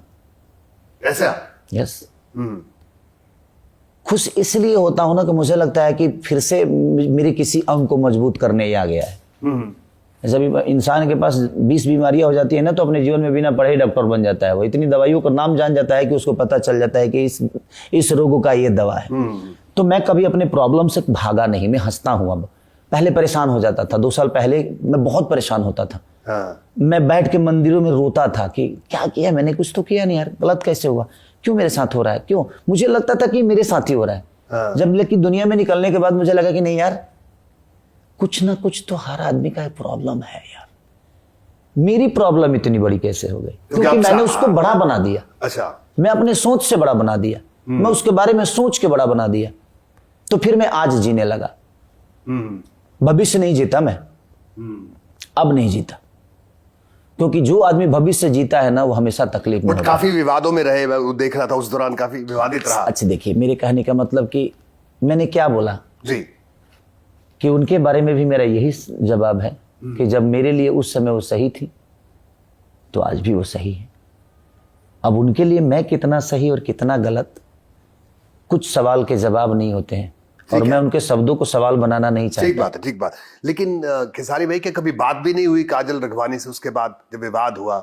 कई बार होता है कि ठीक है, कई सालों बाद। अच्छा, तो बताइए, उन्होंने इतना कुछ बात कर दिया है कि अब वही बातें होती है, लोग बात कर रहे हैं ना।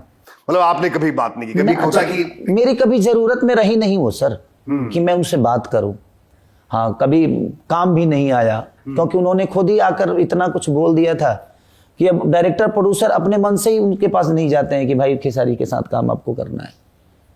तो फिर मैं अप्रोच नहीं करता कि भाई, जब उनके पास सबको पता है, और मैं इतना कुछ सुनने के बाद इतना भी मैं सर सही नहीं हूं कि मैं किसी चीज को इतना जल्दी भूल जाऊं। कि नहीं ठीक है, मैं अब करूंगा तो मैं गलत हो जाऊंगा और शायद मेरे से ज्यादा गलत वो हो जाएंगे कि भाई जब मैं गलत था तो फिर आप दोबारा क्यों आई मेरे साथ काम करने या वर्क करने। एक बिजनेस पॉइंट ऑफ व्यू से देखा जाए कि मैं सही नहीं हूं। तो खेसारी भाई, आप इतने दिल से बात कर रहे हैं, एक बात और बताइए, ये प्यार हुआ आपको? क्यों नहीं होगा सर, इंसान हूं, किसको नहीं होता है, मैं झूठ नहीं बोलता। ठीक बात है, मैं वही कह रहा हूं। क्यों नहीं होगा प्यार, किसी को होता है प्यार, एक लगाव होता है, इमोशन होता है। मर्दों को प्यार नहीं होता है, आदत लगती है सर। प्यार तो कहीं हो जाता है, आदत हर जगह नहीं लगती। तो आपको आदत लगी जीवन में? एक आदत होती है वो, क्योंकि आदत, लत जो होता है ना, कफ पित बाई मुहले बजाई, एक आदत होती है ना, वो नहीं छूटती। बट एक समय पे सारी चीजें छूट जाती है। हम जहाँ काम करते हैं, हमें अपने प्रोफेशन से प्यार हो गया है, हमें अपने माँ बाप से उसी तरह प्यार है, उस मिट्टी से आज भी प्यार है, हम उस मिट्टी को छोड़ के भी आए हैं तो क्या है। तो आपको किसी से प्यार होता है तो कहीं ना कहीं उसका मतलब ये नहीं कि उसके साथ गलत ही होता है, वो गलत ही होता है। हर प्यार गलत नहीं होता है। कुछ प्यार तो ऐसे होते हैं तो अपने आप को कुर्बान कर देते हैं, अपनी जिंदगी। एक माँ अपने बेटे के लिए अपनी खूबसूरती छोड़ देती है, वो भी तो प्यार ही है। ठीक बात। सुंदरता का मोह नहीं करती कि मेरा शरीर खराब हो जाएगा। तो हर प्यार का एक अलग परिकाष्ठा है, हर प्यार का एक अलग पहचान है। अब आप उसको किस हिसाब से लेते हैं। जब हम प्यार करते हैं तो दुनिया नहीं जानती है सर उसको, तब तो हम एक दूसरे के लिए सोना बेबी हो जाते हैं। लेकिन जब हटते हैं ना सर, तो पूरी दुनिया को, दुनिया के सबसे गंदे इंसान हम ही हो जाते हैं, चाहे वो लड़के की तरफ से हो चाहे लड़की की तरफ से हो। क्योंकि मुझे अपने आप को सही साबित करना है, इसलिए, क्योंकि मैं जब ऐसे कैसे साबित सही कर दूंगी मैं। हम रावण को गलत बताए तभी तो राम का चरित्र बेहतर हुआ। लेकिन उस समय अगर कोई राइटर राम का चरित्र गंदा बता दिया होता तो शायद रावण महान हो जाता। ये जो नई एक्ट्रेस है, नई अभिनेत्रियां हैं भोजपुरी में, इनमें आपको कौन लगता है कि बहुत अच्छा अभी कर रही हैं अभी मौजूदा दौर में जो आपके साथ? सर मुझे नहीं लगता अभी कोई बेहतर कर रहा है, क्योंकि उनको खुद से प्यार है, नफरत नहीं है। और कुछ बनने के लिए खुद से नफरत करनी पड़ती है। नफरत करनी पड़ेगी? यस। वो कैसे, जरा बताएंगे आप? आपको मन कर रहा है मीठा खाने का, नहीं खाना है सर, ये नफरत ही हुआ। आपको नींद आ रही है और सोना नहीं है, लेकिन सोना नहीं है, ये नफरत ही तो है। बॉडी दर्द कर रहा है बट जिम करना है, ये नफरत ही तो है। बुखार है उसके बावजूद भी हमें काम करना है, ये नफरत ही तो है। त्योहार है, पूरी दुनिया त्योहार मना रही है, उसके बावजूद भी आपको अपना रूटीन नहीं छोड़ना है, ये खुद से नफरत ही तो है। एक घटना मैं आपसे और जानना चाहूंगा, क्योंकि आपने कहा कि नहीं साहब भोजपुरी में ऐसा भी नहीं है, मतलब इंडस्ट्री में, ठीक है, आपने अपनी बातें कही, आपने अपने पॉइंट ऑफ व्यू रखा। पवन सिंह के साथ कोई एक हीरोइन थी, मुझे उनका नाम अभी ध्यान नहीं आ रहा, उनके साथ बड़ा विवाद हुआ, फिर उन्होंने सार्वजनिक तौर पे माफी भी मांगी, लेकिन उन हीरोइन ने कहा कि अब आज से मैं भोजपुरी इंडस्ट्री ही छोड़ दूंगी, और उन्होंने सचमुच इंडस्ट्री छोड़ दी। सर एक हिस्सा हमेशा होता है, हमेशा होता है। आप जिस भी हीरोइन से पूछिएगा ना कि भोजपुरी इंडस्ट्री में कंप्रोमाइज चलता है, कास्टिंग काउच चलता है, तो क्लियर बोलेगी हाँ चलता है, बट मैंने नहीं की, मेरे साथ ऐसा नहीं हुआ, मैं अपने टैलेंट के दम पे आई। आज मैं अपने टैलेंट के दम पे, मेरे पास टैलेंट होगा तो मैं कहीं काम कर लूंगी। आप जितने भी हीरोइन को मैं आपको क्लियर बताता हूँ, आप सारे हीरोइनों का इंटरव्यू ले लीजिएगा, आपको यही बताएंगे मैंने नहीं कि, मेरे साथ गलत नहीं हुआ। तो होता है गलत क्या? तो ये बताइए सर, होता किसके साथ है? वही तो मैं आपसे पूछ रहा हूं। सारे हीरोइन तो अपने आप को आके बोल देती है कि नहीं मेरे साथ नहीं हुआ, मेरे साथ नहीं हुआ, मेरे साथ नहीं हुआ, और गिन चुन के 10 को हीरोइनें हैं भोजपुरी में, और इस 10 के 10 यही बोलेंगी कि मेरे साथ कुछ गलत नहीं हुआ, मैंने गलत नहीं की। तो हुआ किसके साथ भाई? और जब इतनी गंदगी है तो फिर आप इसमें कर क्या रहे हो? जिसको गंदा लगा वो आज छोड़ दिया ना। और जिनका नाम आप ले रहे हैं, जिन एक्ट्रेस के नाम, उनके साथ कम से कम मैंने 3 एल्बम किया है। मैं नाम उनका बोल रहा हूँ खेसारी भाई, बल्कि नाम ढूंढने। अंजलि राघव जी, अंजलि राघव, उनके साथ मैंने बहुत पहले काम किया है, और भोजपुरी से ही आई हैं, हरियाणी में भोजपुरी से गई हैं, हरियाणी बाद में किया उन्होंने, पहले भोजपुरी ही करती थी वो। उस समय मैंने उनके साथ भी किया, उनके बहन के साथ किया। उन्होंने इंडस्ट्री छोड़ दी अब? देखिए वो उनका अपना विषय हो सकता है, उनकी अपनी चुनाव हो सकती है, उनको गलत लगा उन्होंने छोड़ दी। लेकिन हमारे यहाँ के हीरोइनों को तो गलत भी लगता है सर। हमें बुरा बनाना है अपने आप को सही बनाने के लिए। उनकी प्रॉब्लम ये है, हर लड़की यही कहती है कि मुझे किसी ने टच नहीं किया, मुझे किसी ने छुआ तक नहीं, मुझे किसी ने कंप्रोमाइज करने की बात नहीं की। और जैसे आप दूसरी हीरोइन से पूछोगे सेम बोलेगी। लेकिन होता है सर तो किसके साथ होता है भाई? इसलिए मैं आपसे लोगों से भी कहूंगा, और जितने भी मेरे को देख रहे हैं, अगर आप भोजपुरी हीरोइनों को बुलाइए ना सर, तो आप लोग गीता रखिए, गीता पे कसम खिलाइए कि मैम पहले कसम खाइए कि आप जो भी कहेंगी सच कहेंगी, सच के सिवा कुछ नहीं कहेंगी। वो तो हमें पता भी है गीता को भी धोखा दे देंगी, लेकिन फिर भी खिलाइए। जानते हैं क्यों? नहीं तो आप ये, अब इसमें दो बातें हैं कि आप कह रहे हैं कि भोजपुरी की जो हीरोइन है वो झूठ बोलती हैं, नहीं तो आप मेरे या भोजपुरी में सचमुच ये होता है? सर मुझे झूठा सा और मुझे गलत बनाने, पूरी इंडस्ट्री को, डायरेक्टर से लेकर प्रोड्यूसर से लेकर हीरो तक सर, जितनी भी मैंने लड़कियों का इंटरव्यू और ब्रॉडकास्ट, क्या बोलते हैं इसको, पॉडकास्ट, ये जहां भी गई है ना, सबने भोजपुरी इंडस्ट्री के कलाकारों को, भोजपुरी इंडस्ट्री के डायरेक्टर से लेकर प्रोड्यूसर तक को इन्होंने नीचा ही दिखाया है। मुझे इस बात का बुरा लगता है कि आप उसी इंडस्ट्री से बड़े हुए हो, उसी इंडस्ट्री से पहचान मिली है, आपके साथ गलत हुआ ही नहीं, आपके साथ कंप्रोमाइज हुआ ही नहीं, आपके साथ कास्टिंग काउच हुआ ही नहीं, तो ये हुआ किसके साथ?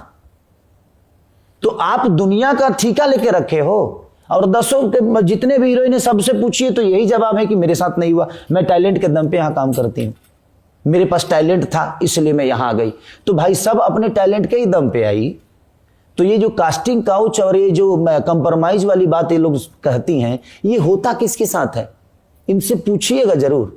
अगर आपके साथ कोई हीरोइन अपने आप में बहुत गलत नैरेटिव सेट ये गलत नैरेटिव सेट करके अपने आप को सुंदर बना देती हैं, बाकी 9 लड़कियों को बुरा बना देती है कि उनके साथ हुआ है। लेकिन उन लड़कियों से भी पूछिएगा ना तो वो भी लड़की यही जवाब देगी कि मेरे साथ नहीं हुआ, मैं कंप्रोमाइज नहीं की, मैंने अपने टैलेंट के दम पे काम किया। तो मैं आप सबसे यही कहना चाहता हूं, बंद करो यार, किसी को बुरा बनाने के लिए, किसी अपने आप को सही बनाने के लिए पूरी दुनिया को बुरा बना देना है। सर बुराई को अच्छा करने के लिए ना बुरा बनना नहीं पड़ता है। आप अच्छे हो जाओ ना अपने आप, आपको देख के वो बुरा भी अच्छा हो जाएगा। तो हमें अच्छा नहीं बनना है, हमें सिर्फ बताना है कि हम अच्छे हैं। ठीक है।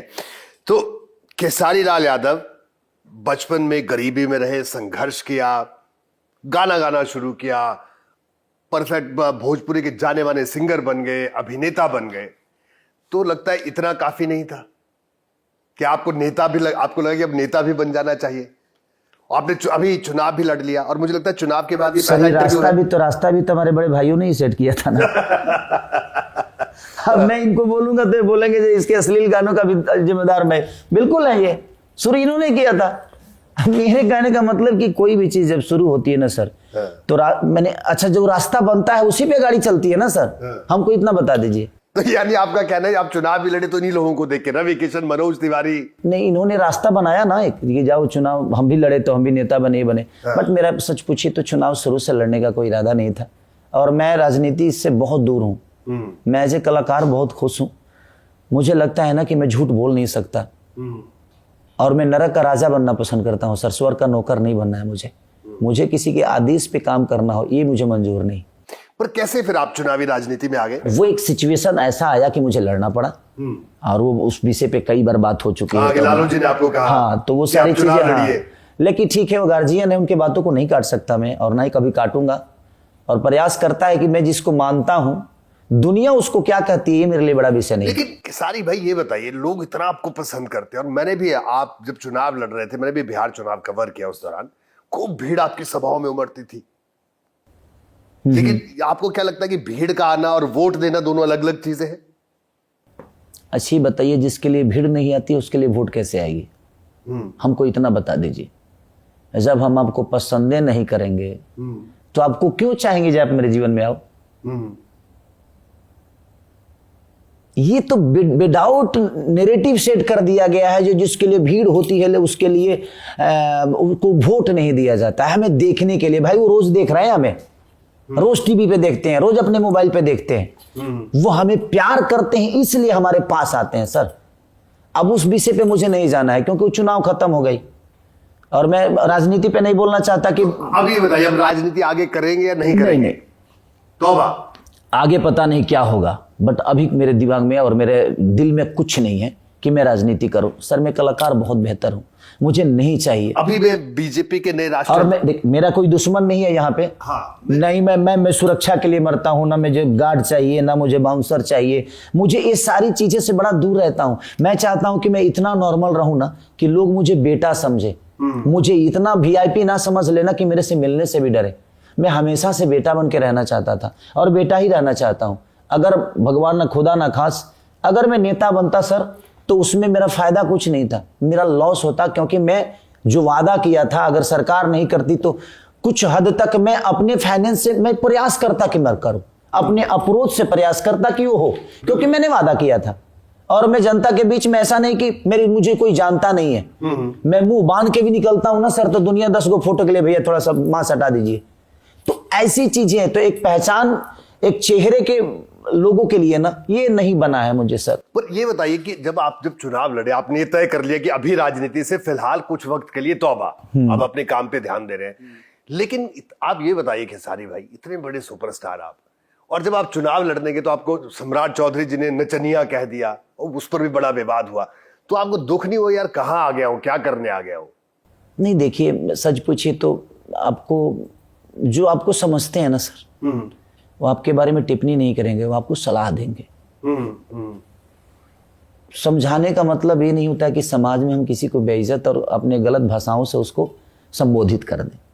जिसको ये बात समझ में आती है ना, आपको आपका फादर चाहे लाख गलत कर दो ना, समाज में आपको बेइज्जत नहीं करता है फादर। अगर आप मेरे शुभचिंतक हैं तो जी बिल्कुल। शुभचिंतक का मतलब ये नहीं होता कि समाज में आप मुझे बेइज्जत कर दो। शुभचिंतक का मतलब ये होता है कि आप अगर मुझे प्यार करते हो और मुझे आप बदलना चाहते हो और कुछ सिखाना चाहते हो तो आप मुझे बैठाकर बात करोगे जी कि आप बात करो बेटा, ये सही नहीं है, वो गलत है, इस पे आपको विचार करना चाहिए। या मुझे मारोगे भी, अगर आप मेरे गार्जियन हो तो आप मुझे डांटोगे, मारोगे, जो भी करना होगा, लेकिन वो हमारे और आपके बीच की बात हो सकती है। वो समाज खुलेआम समाज में नहीं हो सकता है। बट सम्राट भैया मेरे बड़े भाई के तौर पे आज भी है, कल भी थे, मैं उनके बारे में कभी गलत नहीं बोला। बट मैं नचनिया हूं, मुझे पता है मैं नचनिया हूं, बट हर आदमी नाचता है। मैं क्यों नाचता, वो नहीं नाच रहे हैं, वो भी नाच रहे हैं पेटी के लिए ना सर, पेट के लिए ना। कोई किसान बन के नाचा। धरती एक पृथ्वी जो है एक स्टेज की तरह है, यहाँ हर आदमी अपना अपना डांस कर रहा है सिर्फ अपने पेट के लिए। कोई हल चला के कर रहा है, कोई कुछ बेच के कर रहा है, कोई ठेला चला के। आपने पवन सिंह को नचनिया कह दिया। भैया मैं क्या बोला कि अगर नचनिया मैं हूं तो वो लोग कौन है? वो भी उसी क्षेत्र में है जिस क्षेत्र में मैं हूं भाई। तो उनका ऐसा तो नहीं कि वो अंतरिक्ष में उनका कार्यक्रम होता है और मेरा धरती पे होता है तो इसलिए मैं नचनिया हो गया, ऐसा नहीं है। मुझे लगा जी नहीं, उनका कहने का जो लहजा था वो सही नहीं था, वो कहने का तरीका सही नहीं था। उसको कलाकार भी बोला जा सकता है। तो आपकी जुबान में मैंने क्या बोला कि आपको किसी को सम्मान देना, जब तक आप खुद का सम्मान नहीं करोगे सर आप किसी को सम्मान दे ही नहीं पाओगे। तो सबसे पहले तो इंसान को खुद का सम्मान चाहिए, तो हमें आपका सम्मान करना पड़ेगा, तभी आप सम्मान। तो चुनाव के बाद सम्राट चौधरी जी से कोई मुलाकात नहीं हुई? अब तो बिल्कुल नहीं, मैं मिलने गया था अभी जब नितिन नवीन जी जो हम अध्यक्ष बने हैं राष्ट्रीय, उनके जन्मदिन में आप जन्मदिन में मैं पटना था तो मुझे पता चला जी नवीन भैया पटना ही है। तो मुझे लगा जी नहीं, देखिए एक पार्टी और एक जाति से अलग हटके मैं एक इंसान भी हूँ सर, और मैं समाज का आईना जो मुझे आइकॉन मानते हैं उनको मैं गलत दिशा नहीं दे सकता। तो नितिन नवीन जी से पहले से मुलाकात थी? नहीं, पहले से कोई मुलाकात मेरी नहीं थी। एक दो बार बात हमारी हुई है जब वो विधायक हुआ करते थे। जी जी जी। तो उस समय बात हुई है मेरी, तो उसके वजह से मैं उनसे परिचित था, तो इसके वजह से मैं गया। और मैं गया तो वहाँ पे सम्राट भैया भी थे। तो भाई अब हमारे बिहार के मुख्यमंत्री हैं, वो हैं नितिन नवीन जी हैं। मेरे एक इंसानियत के तौर पे व्यक्तिगत रूप पे जो मेरा विचारधारा है, किसी से मिलना जुलना कोई ज़रूरी नहीं है कि हम वहाँ पे गए हैं तो अपने काम के लिए गए, नहीं, हम किसी को बधाई दे रहे हैं। इंसान दुख और सुखी में तो जाता है, एक खुशी की बात थी, आदमी गया मिलने के लिए, भगवान ना करे उनके पास कोई दुख हो जहां मुझे उसमें भी जाना पड़े, ऐसा नहीं है। लेकिन खेसारी भाई क्या है कि जो बीजेपी वाले हैं इनके पास कोई मिलने जाता है तो फिर उसके बाद वापस नहीं आता है, इसलिए कई लोगों को चिंता हो जिसको गई। लालच होगी वो ना वापस नहीं आएगा सर। हाँ। हमें क्या चाहिए उनसे?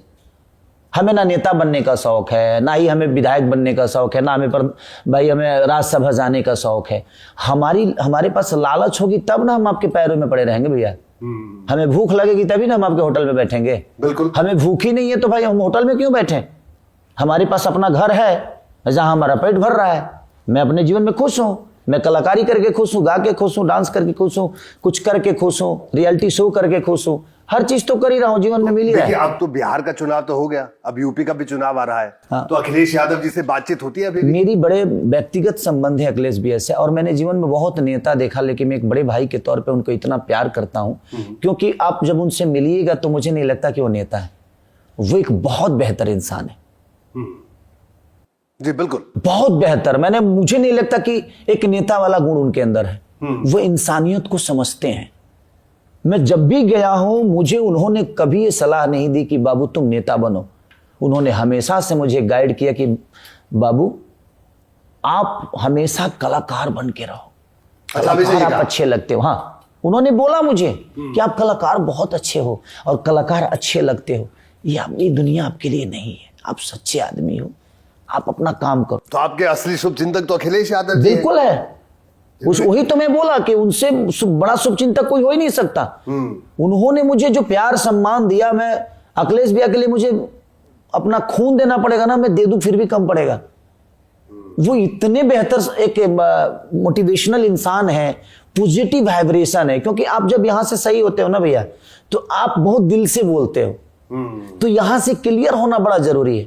मैं क्यों आपको हर बात का जवाब दे पा रहा हूं? बिल्कुल, क्योंकि मुझे यहां से मैं बोल रहा हूं, कुछ लिखित नहीं है। और ये सारे शब्द आपके हैं, ऐसा नहीं। क्योंकि इंटरव्यू में मैं भी देखता हूं लोग पहले ही बोल देते हैं कि भैया ये मत पूछिएगा, वो मत पूछिएगा, यहां से मत पूछिएगा। ये बात मैं साफ कहूंगा, मैंने सारे सवाल आपसे पूछे और आपने किसी सवाल का जवाब देने से कोई गुरेज नहीं किया। क्यों करूं? क्योंकि मैं सच हूं, मुझे पता है सर, तो मुझे क्यों? तो एक तरफ अखिलेश यादव है जो कहते हैं कि खेसारी आप अभिनेता अच्छे हैं, गायक अच्छा, और एक तरफ लालू प्रसाद यादव है वो कहते हैं कि आप चुनाव लड़ लो। नहीं, वो बातें अच्छा, देखिए। लालू प्रसाद यादव जी के साथ जो आपकी मुलाकात हुई पहली बार जब उनसे मिले, वो क्या किस्सा था, क्या माहौल था? सर लालू जी के बारे में मैं सुना था उनके बारे में। हाँ। और मैं पहली बार जब मिला तो आपको पता ही हो सकता है कि वो भाव क्या होगी सर। एक भक्त और भगवान की भाव हो जाती है। हाँ। जब अपने चहेता आदमी से आप मिलते हो तो वो भाव बहुत प्यारा क्या था। लालू जी ने क्या नहीं, उन्होंने एक पिता के तौर पे, मुझे तो पहली बार उनसे मिला भी तो उनका तबीयत खराब था। हाँ। और वो मुंबई में अस्पताल में थे। हाँ। तो हमारे छपरा से बहुत सारे लोग गए थे। हाँ। तो बहुत क्लोज हैं वो लोग। तो उनका खाना पीना रहना सारा कुछ मैं ही करता था। तो 6-7 दिन सारी चीजें व्यवस्था मैंने ही की थी। तो उसी दरमियान में चाचा से मिला था और बहुत अच्छा लगा। मुझे नहीं महसूस होने दिया उन्होंने कि मैं उनका बेटा नहीं हूँ। वो गले लगाना और बोलना बहुत अच्छा गाते हो तुम, अच्छा लगता है तुम्हें, सुनता हूँ खेसरिया हाई गाना तुर बहुत अच्छा लगेला। तो मुझे लगा कि नहीं यार, एक पिता ही आपको इतना किसी गाने के बारे में भी उन्होंने बताया कि कौन सा गाना अच्छा लगता है उनको, ऐसा कुछ बताया? हाँ, मैं कि हमरो के लग ही सुता लिया मैं बेटा और पी के रोज करेला डरामा, एक बार 2 लाइनें गा दीजिए। सैया लइका नियन सुत जला कोरा में, ये तुम्हारा गाना बहुत अच्छा लगता है, ये सब हम लोगों के लिए गाया करो, क्योंकि वो ट्रेडिशनल चीजें थी। अच्छा, लालू जी ने ये बात कही। हाँ, तो वो 2 लाइन में जरूर सुनना चाहूंगा जो लालू जी को पसंद है गाना। कि हमरो के लग ही सुता लिया बेटा और पी के रोज करेले डरामा। ये गाना था, तो चाचा ने जिक्र किया था पहली बार जब मिले थे। तो मैं खुश हुआ कि चलो एक पिता के तौर पे इन्होंने मुझे आशीर्वाद और सम्मान दिया। इससे मुझे क्या चाहिए? भगवान ने भाई धन दिया, संपत्ति दी, शोहरत दी, गाड़ी दी, घोड़ा दी, लोगों के अंदर सम्मान दिया, लोगों का प्यार मिला मुझे। भगवान की तरह मैं जनता को पूछता हूँ और भक्त की तरह मुझे अपने गोद में रखती है। मुझे सर अब दुनिया से चाहिए क्या? मेरे पास सब कुछ है, लेकिन अभी संत नहीं हुआ हूं क्योंकि मेरी इच्छाओं का अंत नहीं हुआ है। इच्छा है, क्योंकि इच्छाओं का अंत हो जाता है तो इंसान संत हो जाता है। मेरी इच्छाओं का अंत मेरे लिए हो सकता है, बट अभी लोगों के लिए करना है, इसलिए इच्छा जाहिर है और प्रयास करता हूं कि कुछ मदद लोगों का। आप कहते थे कि बॉलीवुड में आप नहीं जाएंगे, तो अभी भी ये कहते हैं? देखिए, बॉलीवुड में कलाकार के तौर पे मेरे लिए कोई भाषा मायने नहीं रखता भैया। मुझे लगता है कि कलाकार के तौर पे मेरे लिए हर भाषा मेरी अपनी है, क्योंकि एक कलाकार हूं मैं। कलाकार का कोई आकार नहीं होता। मैं प्रयास करूंगा, मुझे जो चीज मिलेगा मेरे किरदार के लिए, दुनिया चाहेगी कि नहीं मैं कर सकता हूं, तो वो मेरे लिए एक लड़ाई होगी और उस लड़ाई को जीतना चाहूँ। बॉलीवुड में भी आपने गाने गाए, 2 गाने गाए आपने। पनवाड़ी गाया था मैं। हाँ, पनवाड़ी। और उसका बहुत प्यारा रिस्पॉन्स था। कमाल के नेचर वरुण धवन जी, हाँ, कमाल के नेचर। वरुण धवन। इतने बड़े स्टारडम के बावजूद भी उनसे जब मैं मिला तो मुझे लगा ही नहीं कि मैं किसी एक इतने बड़े स्टार से मिल रहा हूँ। अच्छा, क्या ये हुआ भाव था? होता है, क्या ये हुआ सब था? सीखने बताइए। की बातें हैं। क्योंकि वरुण धवन वो तो बॉलीवुड में काम कर रहे हैं और आप भोजपुरी के सुपरस्टार, तो वो पहले से सुनते थे, देखा था उन्होंने आपको, क्या हुआ था? सर, उन्होंने महसूस होने नहीं दिया कि वो मुझे नहीं जानते और मैं उनको नहीं जानता। अच्छा। देखिए, मानना और जानना दोनों बड़ा फर्क होता है। हाँ, किसी को मानना अलग विषय हो गया, जानना अलग विषय हो गया। उन्होंने मुझे महसूस नहीं होने दिया कि मैं उनको नहीं जानता, और उनको मैंने भी महसूस नहीं होने दी कि मैं उनको नहीं जानता। तो हृदय की मिलन अगर हृदय से होती है ना, तो सर उसमें किंतु परंतु नहीं होता है। सबसे पसंदीदा एक्टर कौन है बॉलीवुड में? गोविंदा जी। गोविंदा जी। उनसे मिलना हुआ कभी? हाँ, एक बार मिला था। तो पहचानते थे आपको? नहीं, वो मुझे शायद जानते होंगे, कब की नहीं बात पता। है जब आप मिले होंगे उनसे? 4-5 साल 6 साल पहले की, 4-5 साल पहले की बात। क्या बात हुई सारी भाई? सर, मैं तो देखते ही ब्लैंक हो गया, क्योंकि मैं उनको गुलाब के फूल की तरह, मैं जब कभी मिलना ही नहीं चाहता था उनसे। क्यों? मैं जिसको आइकॉन मानता हूं उससे मिलना नहीं चाहता। ऐसा क्यों? रीजन कि मैं नहीं चाहता कि उसकी कोई भी कमी मुझे समझ में आए और कोई भी कमी मुझे पता चले जिससे मैं उनसे दूर हो जाऊं। वाह। मैं उनको गुलाब के फूल की तरह हमेशा से मानता हूं। मैं छूना नहीं चाहता, ताकि वो भी बिखर जाए मेरे दिल में और मैं चूर चूर हो जाऊं। इसीलिए जिसको मैं बहुत ज्यादा मानता हूं, मैं प्रयास करता हूं उससे ना मिलूं, ताकि मैं जब तक जीऊं मरूं तो उसकी यादों को और उसकी उस खूबसूरती को अपने साथ लेके जाऊं, किसी को पता ना। तो आपने गोविंदा को क्या कहा? आपने गोविंदा जी से जब मिले? मैं उनसे मिला, लेकिन बहुत देर तक नहीं मिला, ताकि मैं नहीं चाहता था उनसे ज्यादा देर तक बात करूं, ज्यादा देर तक मिलूं, ज्यादा देर तक बैठूं, क्योंकि जो सम्मान है ना वाजिबी बरकरार है। और मुझे लगता है कि ऐसे ही इस यादों को और उस खूबसूरती को लेकर मैं दुनिया से जाऊंगा। अरे वाह, क्या बात आपने की। हाँ। तो अगर हीरोइन अभिनेत्री की बात करें, बॉलीवुड की कौन अभिनेत्री आपको सबसे? माधुरी जी। माधुरी जी। हाँ। धक धक गर्ल। नहीं, उनका साजन का जो गाना था, देखा है पहली बार साजन की आंखों में। ओह, कब सुनते थे गाना ये? वो मैंने सुना था, उसके बाद 1, 2, 3 जो सुना था। और उनकी एक्टिंग और डांस का तो कायल सब है। वैसी एक्ट्रेस अभी अच्छा, तक एक नहीं। बात बताइए, जो आपने गाना बताया कि साजन का जो गाना बड़ा हिट गाना था, उस समय हम लोग छोटे तो थे, आप क्या स्कूल में थे उस वक्त या कहाँ थे? बहुत छोटे थे सर। स्कूल जाने का बहुत कम मौका अच्छा। मिलता था, बस सुनते थे, तो गाना कहीं सुन लेते थे, नहीं, तो दूर सुनाई देता आपने कब देखा साजन की आंखों में प्यार पहली बार? था। हम लोगों को मैं ये जब नहीं पूछूंगा कौन था, लेकिन कब पहली बार प्यार हुआ आपको? मुझे प्यार सर, सच में इतनी बताएं। गरीबों को प्यार थोड़ी होता है सर। अरे आप अमीर आदमी है। नहीं। दिल से तो आप पहले से अभी अमीर तो हैं। जब प्यार होने के टाइम है, सब अमीर बना तो सर उस समय तो बीवी आ चुकी थी। उस समय तो मुझे मेरे बच्चे हो गए थे, बहुत सारी मेरी बेटी हो गई थी। तो अभी यानी गाना ही रह गया, देखा है पहली बार। हाँ, बस ठीक है, वो अच्छा है। हम अब उसी से सीखे हैं कुछ और जीवन कर रहा है। तो माधुरी जी से मिलने का मौका मिला कभी? नहीं, माधुरी जी से नहीं मिला, और मैं चाहता भी नहीं। मैं क्या बोला हाँ। कि मैं जिनको बहुत मानता हूं ना, जिनको आइकॉन मानता हूं ना, उनसे मिलना ही नहीं चाहता। मैं नहीं चाहता कि उनकी कोई भी, मान के चले कि मैं मिलने गया, हो सकता है जो उन्होंने मुझसे हाथ नहीं मिलाई, या हो सकता है कि उन्होंने दरकिनार कर दिया, अरे हटाओ यार, चलो हटो। होता है ऐसे, क्योंकि जब एक स्टार कलाकार जब बहुत भीड़ भाड़ में होता है ना, या प्रेशर में होता है ना, तो वो गलती करता नहीं है, हो जाता है वो।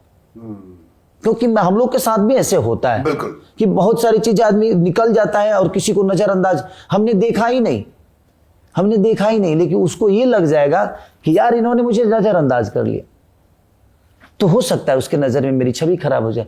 इसीलिए मैं नहीं चाहता कि मैं जिसको मानता हूं वो कभी मेरे से मिले और मैं उससे मिलूं, ताकि उसकी यादें और उसकी खूबसूरती जो है, जब मैं यहां से जाऊं तो मेरे साथ जाए और वो मरते दम तक मेरे साथ रहे। खेसारी भाई, आप जिस बैकग्राउंड से आते हैं और इतना आपने नाम कमाया, ये बताइए कि क्या बॉलीवुड में जब आप लोगों से इंटरेक्ट करते हैं, मुंबई में आना जाना होता है बॉलीवुड स्टार्स के साथ? हाँ बिल्कुल, तो सबसे क्या मिला। कभी कभी आपको वो, मैं दो दौर आपके जानना चाहूंगा, दो एक्सपीरियंस जो आपका सबसे बढ़िया एक्सपीरियंस हो, आपको गर्व हुआ हो कि हमारी भोजपुरी इंडस्ट्री का ये मान सम्मान है और बॉलीवुड भी इसको मानता है, या कभी आपको ऐसा कोई मुश्किल दौर देखने को मिला हो जब आपको लगा हो कि नहीं अभी उस मुकाम पर पहुंचना है? हर दौर मुश्किल ही होता है सर। कोई घटना आपके और अगर मुश्किल नहीं है तो समझिए कोई दौर नहीं है जी। हर बदलाव में आपको कुछ ना कुछ बनने का मौका मिलता है, और हर बदलाव में मुझे मिली है, और मैं हर चीज़ को चैलेंज के रूप में ही करता हूँ। तो मतलब ऐसा नहीं है बॉलीवुड में कि बॉलीवुड एक्टर्स हैं, भोजपुरी एक्टर्स हैं, मिलना जुलना सब जनरली मिलता है आदमी, उनका अपना विषय, मेरा अपना विषय। ऐसा नहीं कि उनके अंदर कोई शक्ति है, नहीं, कोई अहम भी तो होता है कि हम ये है, हम वो है। नहीं सर, अहम जो हमारा है ये नहीं, उसके लिए अहम क्या करना है? स्टारडम किसी की बपौती थोड़ी है सर। आज मेरे पास है, कल किसी और के पास, ये कल पहले किसी और के पास थी।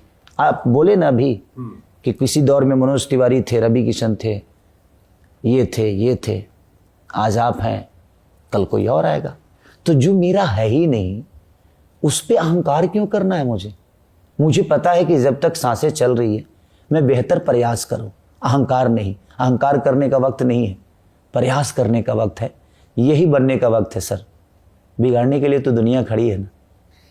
आपका जीवन इतना संघर्षों से भरा पड़ा और इतनी अच्छी चीजें जो आपने बताई इस बातचीत में भी, कोई एक ऐसी चीज अगर आपको अभी तक का जो आपका जीवन है, अगर आपको ऐसा मौका दे, एक हाइपोथेटिकल सवाल है कि कोई आपको मौका ये दे कि आपके पास ये आपके पास फिर से दोबारा वो मौका मिल रहा है, तो ऐसी कौन सी चीज है जिसको आप ठीक करना चाहेंगे जो घटित हो चुकी है?